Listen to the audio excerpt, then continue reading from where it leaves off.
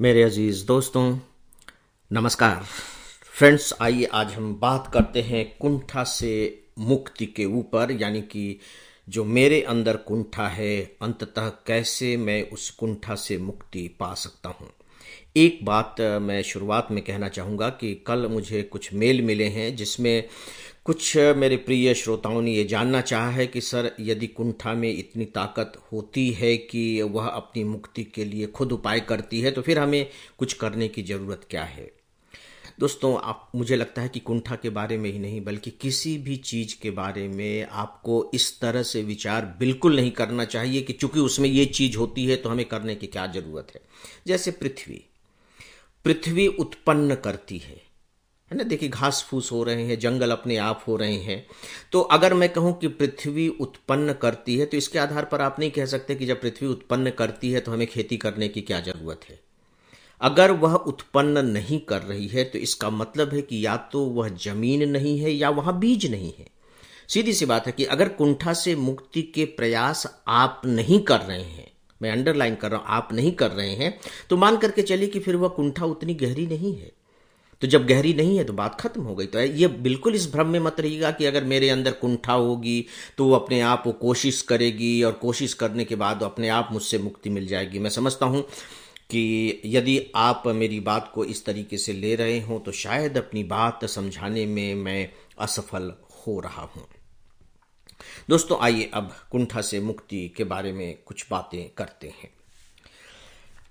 प्रकृति का नियम मेरे लिए जीवन के सर्वोत्तम नियमों में से है। मतलब हम अपने जीवन के बारे में बहुत सारे संकेत, बहुत सारे नियम, बहुत सारे मार्गदर्शन प्रकृति से प्राप्त कर सकते हैं। अभी मैं कुंठा की बात कर रहा हूं।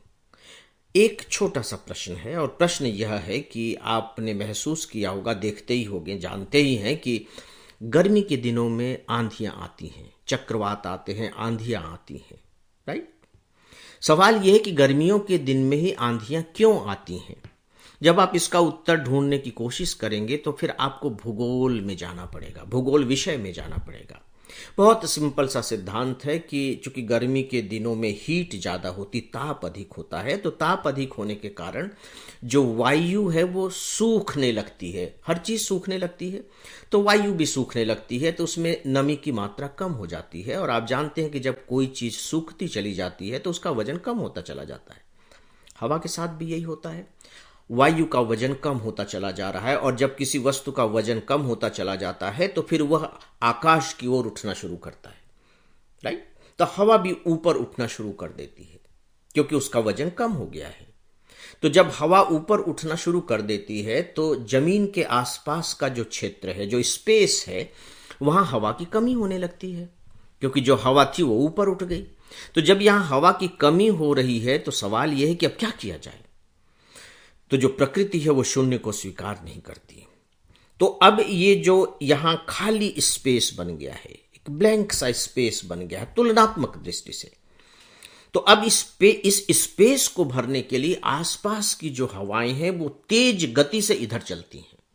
तो जब इधर तेज गति से चलती हैं तो वे तेज गति से चलती हुई हवाएं हमें आंधी जान पड़ती है। उसे ही हमने नाम दे दिया है आंधियां।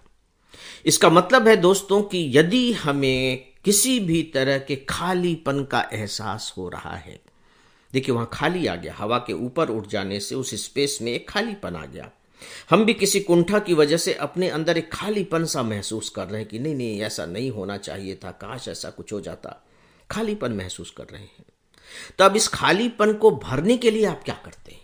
मैंने कल दिखावे की बात की थी। कुछ लोग इस खालीपन को भरने के लिए दिखावा करना शुरू कर देते हैं और फिर वो विचित्र किस्म के चक्रव्यूह में फंस जाते हैं। तो जब आप इस खालीपन को पूरे शिद्दत के साथ महसूस करते हैं तो फिर आपको लगता है कि मुझे इसे भरना है। तो अब आप इसे कैसे भरेंगे। ये जो खालीपन है प्रकृति प्रदत्त अगर है तो सीधी सी बात है कि आप उसमें कुछ नहीं कर सकते, कुछ नहीं कर सकते। अब आप क्या करेंगे। तो फिर आप एक बाईपास रास्ता निकालते हैं। ठीक है, यहां भीड़ भाड़ है तो मैं बाईपास से होकर के जाता हूं।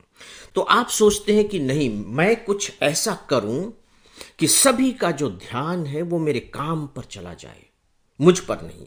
मुझ पर से हट करके सबका ध्यान मेरे काम पर चला जाए और सही मायने में मेरा काम ही मेरा नाम बन जाए, तो लोग फिर मेरे काम पर ध्यान देंगे, मुझ पर नहीं। और ऐसी स्थिति में सारी चीजें बिल्कुल उलट हो जाएंगी। लोगों का ध्यान ही नहीं जाएगा कि इसका रंग कैसा है, इसका कद कैसा है, इसका रूप कैसा है, बिल्कुल भी नहीं। और सच पूछिए तो इतिहास इस बात का साक्षी है। दोस्तों, ये कोई मेरा अपना सिद्धांत नहीं है ना, मैं मनोवैज्ञानिकों के आधार पर ही अपने ढंग से आप तक बात पहुंचा रहा हूं। इतिहास इस बात का साक्षी है कि विश्व में जो बड़े बड़े काम लोगों ने किए हैं, जो महानतम लोग हुए हैं, ये माना जाता है कि वे सब, या अधिकांशतः कहना चाहिए, सब तो नहीं कहना चाहिए, किसी न किसी तरह की कुंठा से ग्रसित थे। और उस कुंठा ने, यानी कि उस इन्फीरियरिटी ने उन्हें इस बात के लिए आंतरिक रूप से प्रेरित किया कि तुम्हें इससे मुक्त होना है, तुम्हें इससे मुक्त होना है, तुम्हें इससे मुक्त होना है। और इसके बाद उन लोगों ने अपनी मुक्ति के रास्ते तलाश लिए। दोस्तों, ये एक संयोग ही है कि अभी मैं आपसे कुंठा के बारे में बात करने जा रहा हूं। और इसी बीच कल मेरा एक वीडियो AFE-IS के YouTube चैनल पर रिलीज हुआ है। एक वीडियो रिलीज हुआ है। इस वीडियो का नाम है सुभाष चंद्र बोस कैसे बने थे IAS। इसका एग्जैक्ट नाम है कैसे बने थे सुभाष चंद्र बोस IAS। ये एग्जैक्ट टाइटल है, कैसे बने थे सुभाष चंद्र बोस IAS।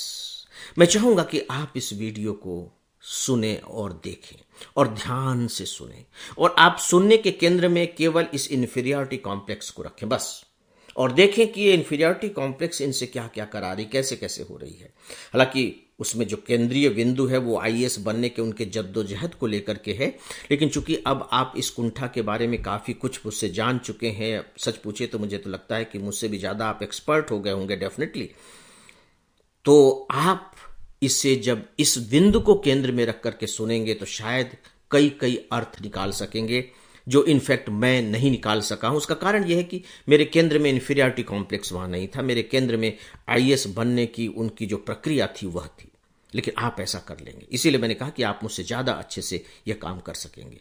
प्लीज़ आप इसे जरूर एक बार सुने, मिस न करें, बहुत ही थोड़ी देर का है।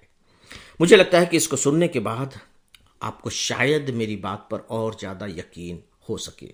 तो दोस्तों, आखिरी में बस 2 पंक्तियां। खुदी को कर बुलंद इतना कि हर तहरीर से पहले खुदा बंदे से ये पूछे, बता तेरी रजा क्या है। बहुत ही खूबसूरत लाइनें हैं। खुदी को कर बुलंद इतना, अपने आप को इतना ऊंचा उठा लो कि हर तहरीर से पहले, यानी कि ईश्वर जब आपके भाग्य को लिख रहा है तो वो आपसे पूछे कि बताओ तुम क्या चाहते हो, मैं तुम्हारे अनुकूल, तुम्हारी इच्छा के अनुकूल तुम्हारा भाग्य लिख देता हूं। मुझे लगता है कि यही है कुंठा से उबरने का एक तरीका। तो दोस्तों, इसी के साथ ही अब आप मेरा अभिवादन स्वीकार करें। नमस्कार।